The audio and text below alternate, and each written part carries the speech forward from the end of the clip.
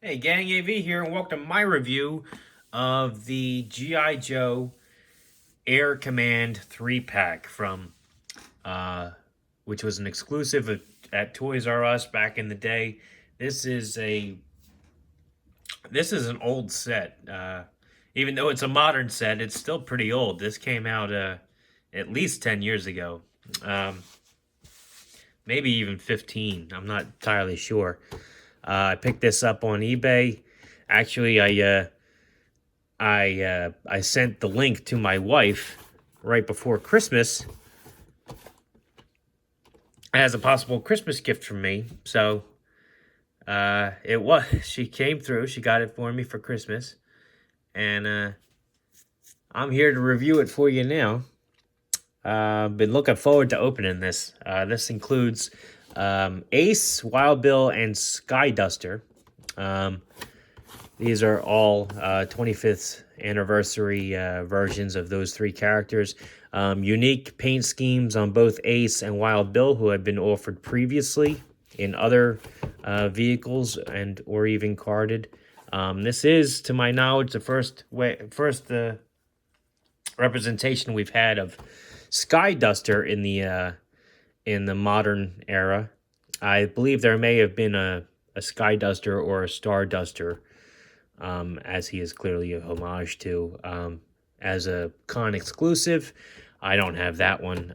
This was the cheapest way to get the figure, though, and I wanted one for my displays. So, plus I have plenty of planes and helicopters for these two guys to pilot, so it's all good there. I will say this is the vintage packaging. They're in these like tubes here. It's opened, although the tubes are sealed. There's the artwork there. Here's the artwork on the back with a brief write-up. Feel free to pause the video and read it if you wish.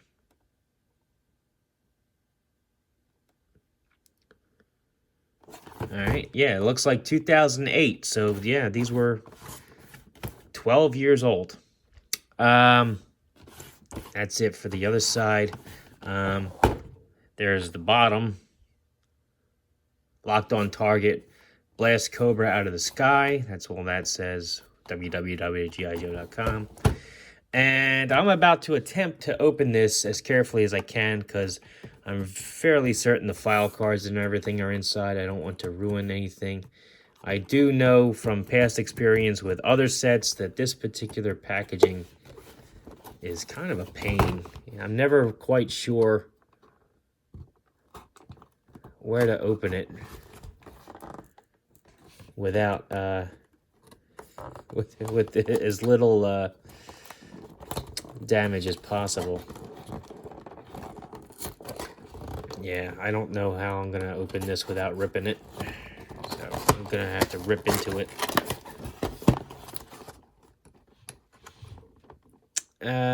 Cut that there. All right, we're halfway there. And again, this is the joy of me doing live videos for you guys, so you can see all the things that I struggle with in real time. All right, so there's that. Let's cut the file cards loose.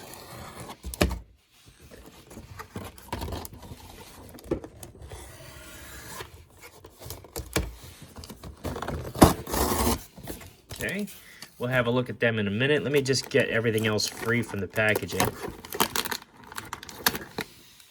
There's the figure stands. It doesn't look like there are any weapons or anything in there, but I could be wrong, so we're going to open that up. Here is a twist tie, so let me grab my wire cutters. Okay.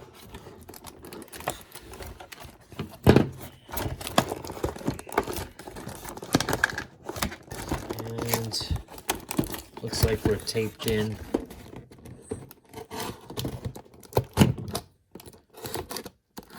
Just score the box.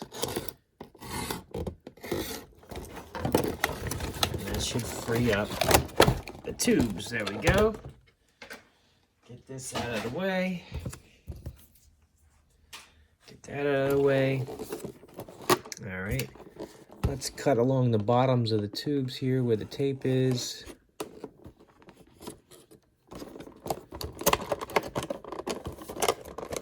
All right, here's some more tape here.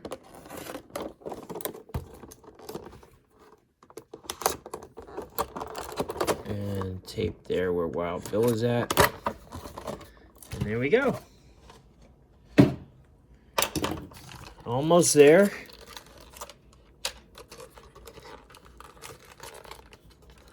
This tape holding some of the figures in.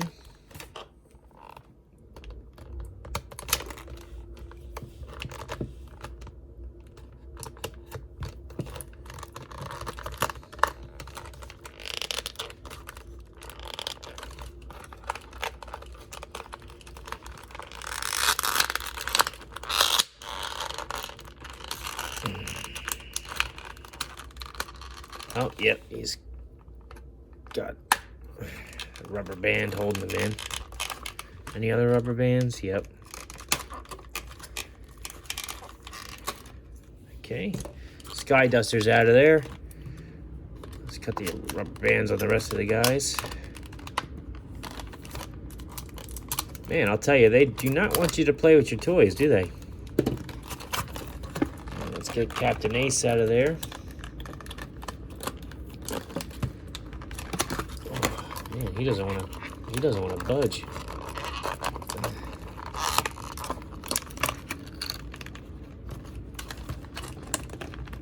Come on, man, I'm trying to set you free. Come on out. Come on out.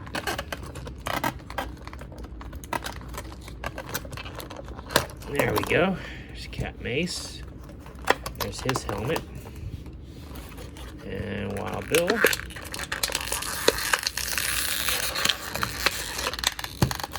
And his helmet. Oh, his helmet's really locked in there. There we go. All right, let's get that out of here. Free up his helmet. Get this stuff out of the way.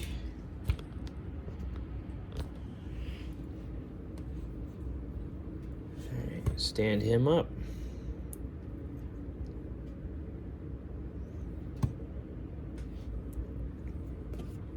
It's yours. It's Cat Mace. Still got rubber bands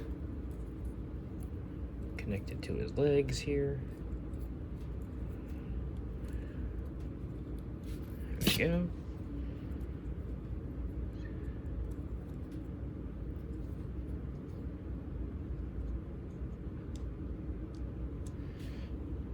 Wow, his helmet looks a little tiny.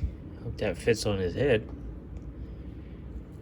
He could be a contender for a Marauder's flight helmet, actually. It doesn't. Oops.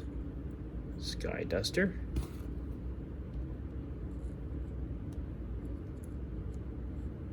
That's cool. All right. Let's get back on track here. All right. So let's open up the figure stands just to make sure that's all that's in here.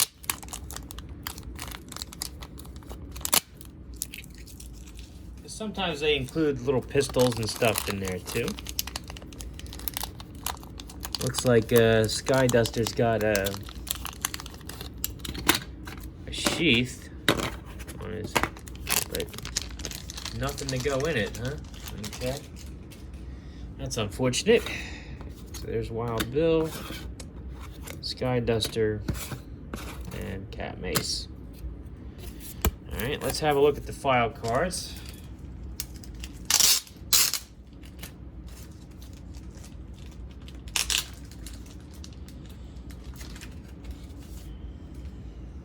Alright, here is Ace's file card. If you'd like to read it, feel free to pause the video and do so now.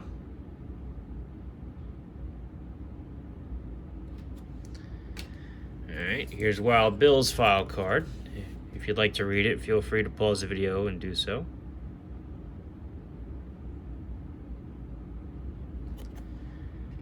Alright, and here's Skyduster's file card.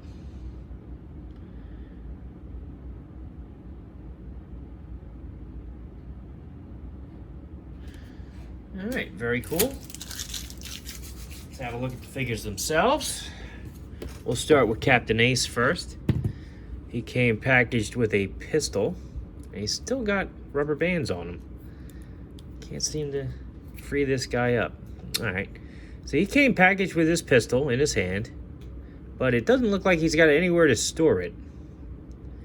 It does, however, match the same colored plastic as Skyduster's little, what is that, a shotgun? Not a shotgun. It's the same thing Gun-Ho has. A grenade launcher.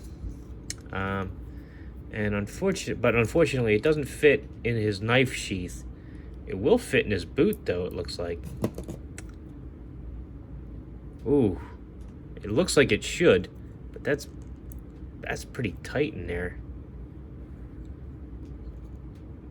Oh, man. Not sure if it's supposed to go in there or not. That's very tight. It's not fitting very well for that particular pistol. That's a shame. Alright, anyway. If it does belong to Ace, he's got nowhere to stow it. Here is his helmet, which has a mic molded on. It's all one piece. See how well that fits on his head. It's pretty tiny. Definitely, it's a softer plastic though, thankfully. Let's see if I can squeeze this on there. Yeah, alright. It looks pretty decent, actually.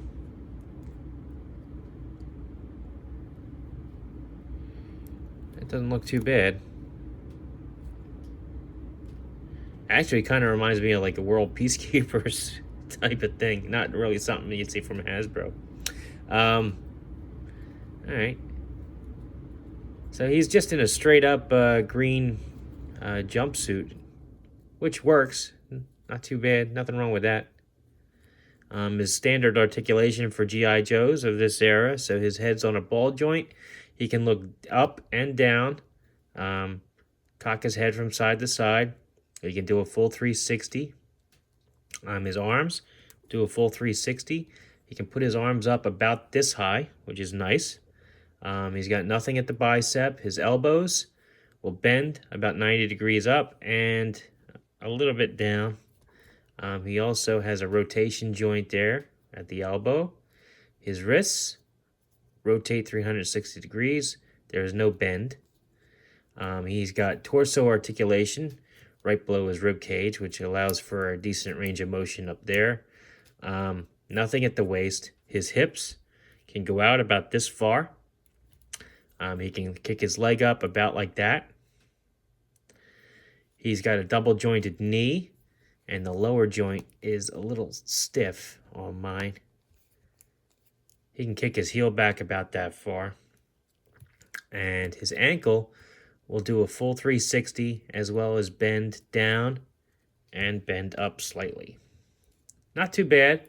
Decent articulation. He'll definitely fit in the cockpit of the Sky Striker or whatever plane you want to stick him in. I think the Thunderwing and all that other kind of stuff. Pretty cool. Stand him up there. Pistol. Let's have a look at Wild Bill now.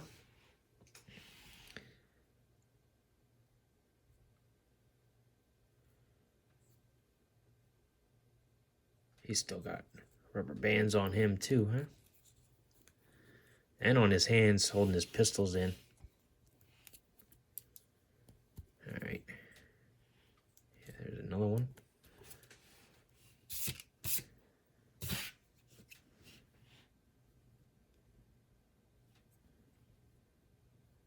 Another one has knees. Gee whiz. These invisible rubber bands are killing me. I don't see them until the light catches it.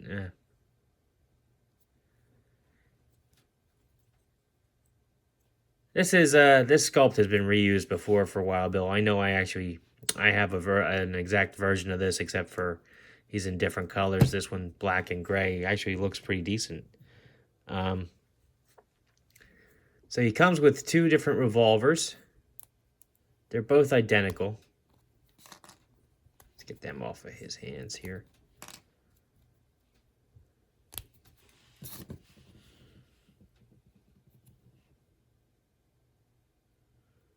Both 6-shooters, looks like. And yep, they do fit in the holsters at his sides and his thighs.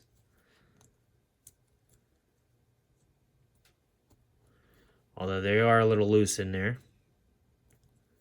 They do work. And they're not going to fall out. Same goes for his hat. His hat is removable. Whoops. Should be removable. Should not have pulled his head off with it. There we go.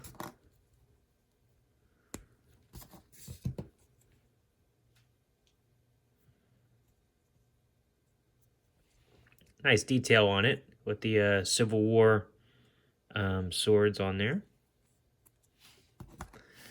He also comes with his flight helmet, same as Ace. Let's see how that fits on him.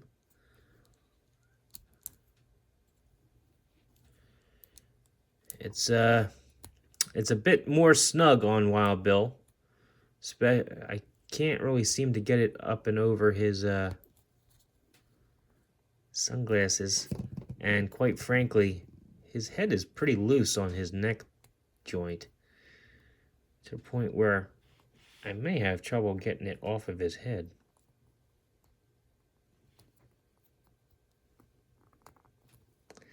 Again, this is why I do my my reviews live, ladies and gentlemen, so that you can see when I'm having difficulty with something. This is my first G.I. Joe review on my channel, actually, now that I think about it. I have a ton of G.I. Joe figures, but most of the ones I've opened so far, I did so before I started reviewing. Man, yeah, I can't get his helmet off. I'm going to have to do it off once the video's over. Get my pliers and pry it out of there. Yeah, because his head is too loose on the ball joint. But anyhow, like I said, he's got a ball joint. His collar does hinder his articulation, and his head just pops clean off when you try to do a full 360. He doesn't have any look up or look down or cocking his head side to side at all. It's just a swivel, even though it's a ball joint. It's just the design of his head won't allow it. His arms will do 360 all the way around, although not a genuine 360. They angle out a little bit when you do it up. His arms will bend up that high, though, which is nice. Nothing at the bicep. His elbows can bend almost 90 degrees and a little bit down even. They rotate at the elbow and swivel all the way around. His wrists will also swivel all the way around. He does have his torso articulation, ball joint, same as everybody else, and doesn't seem like it's hindered at all by his vest. His hips, he can bend his legs out about that far, which are hindered by his pistols when they are in his holster, so you want to be careful not to crack them by forcing his legs too far. You can kick his legs up about that far. He's got a double jointed knee, which is tight at the bottom hinge there, but he can kick his heel back about that far. His ankles, he can do a full 360. He can also angle his foot down and forward.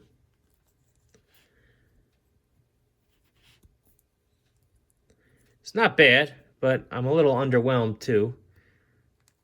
I can't believe his head is stuck in that little helmet now. I'm gonna have to fight to get that off of there. All right.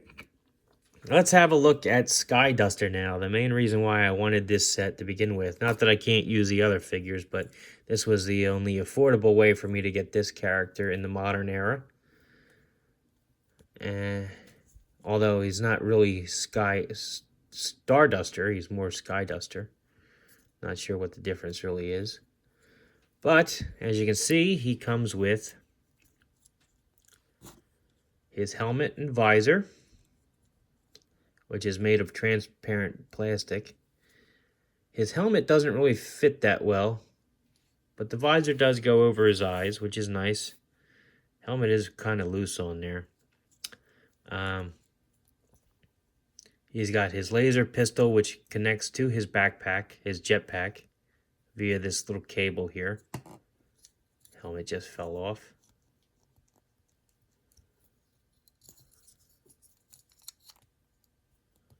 Get this out of his hand. And as you can see, the cable unplugs from both the pistol and from the bottom of the backpack.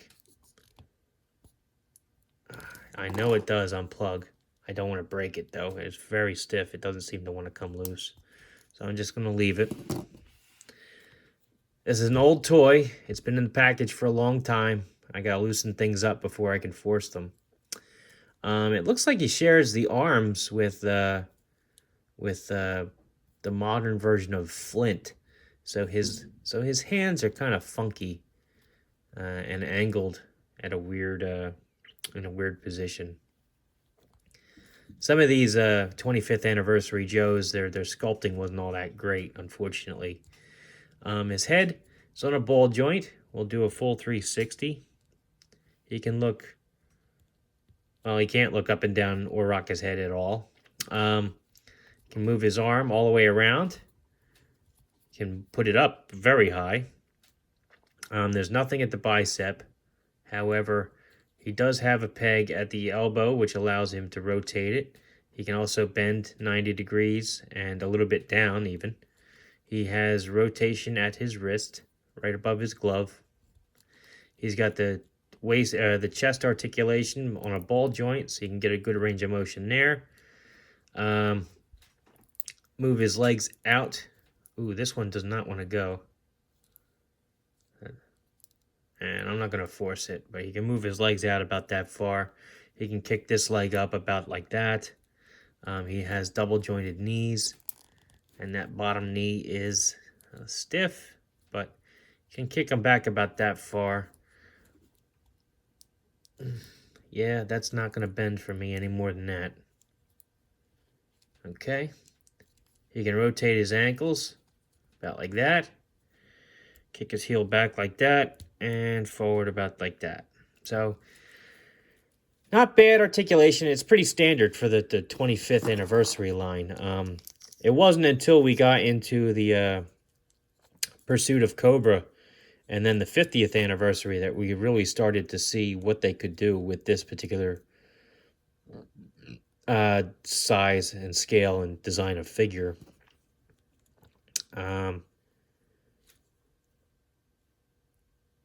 Oh no, I think he's decent. He's going to look all right on the shelf or even on the deck of the flag. But he is not the best.